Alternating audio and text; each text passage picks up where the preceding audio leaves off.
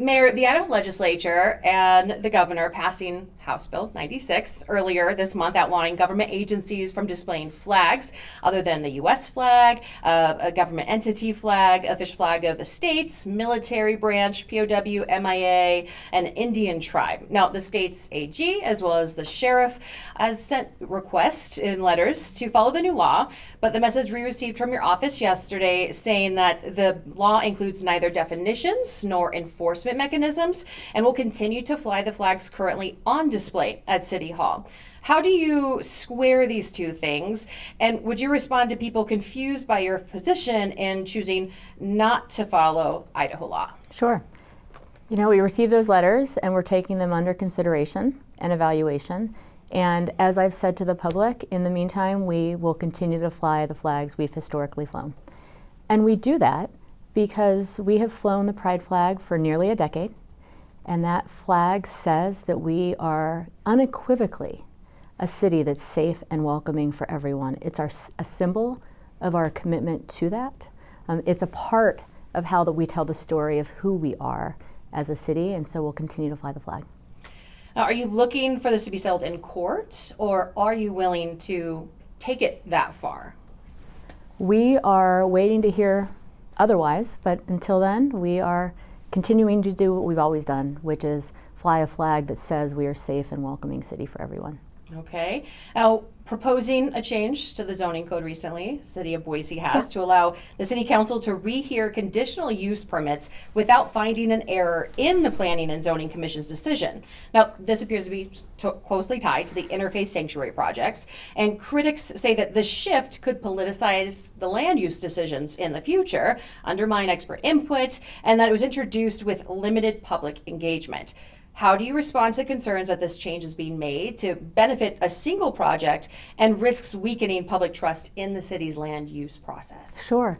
This is something that the City Council doesn't take lightly, and the decision to look at our ordinance is tied to the Supreme Court saying that the way the ordinance is written currently doesn't reflect the process that we've used for a decade or more.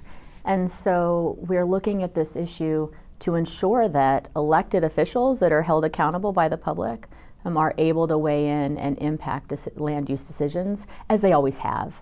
And I want to be clear that this isn't about one particular application. Just this 2 weeks ago, there was an application that the neighbors wanted the council to change the decision that the Planning and Zoning Commission made. But because of the Supreme Court decision, the council couldn't.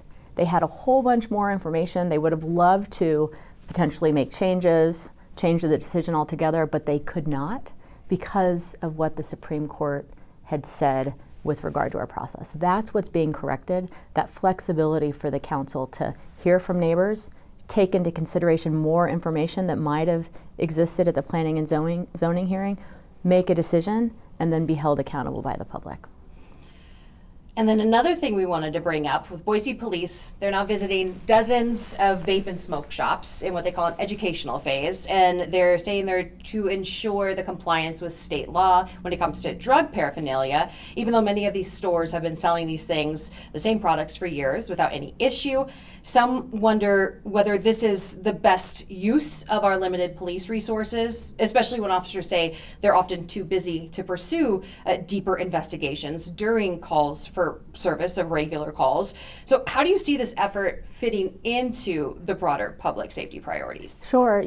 We really looked to the chief to determine how best to deploy his officers and are responsive to community requests. And I'm hearing what you're hearing, and that there is a broad desire to see more traffic enforcement, for example, and we've made that a priority. So since January, you'll see that there have been more traffic stops, more citations issued. That is in response to the public. Okay, so a lot of viewers, you're talking about in response to the public, reaching out to us, upset that the police who could be doing these traffic stops and safety things are spending so much time and in turn taxpayer dollars on something they see as trivial and an established business practice for more than a decade, as well as police cherry picking piece of the drug laws by picking one article out of the whole list of laws. What is your response to these worries? I would encourage folks that are concerned to reach out to the police department, but also to reach out to the Office of Police Accountability, where they can share their concerns and that department could look into whether or not there's a bigger issue. Okay. Is there anything that you want viewers to know right now that is of concern in the city or something that you see needs to be addressed? I would actually encourage our residents to enjoy the spring and all the parks that we're opening. In May, we're going to officially open the park that we've lovingly called the Goddard Linear Park up by Capitol High School. It's already open and available for use. We have a new staircase that connects folks on the bench down to the park.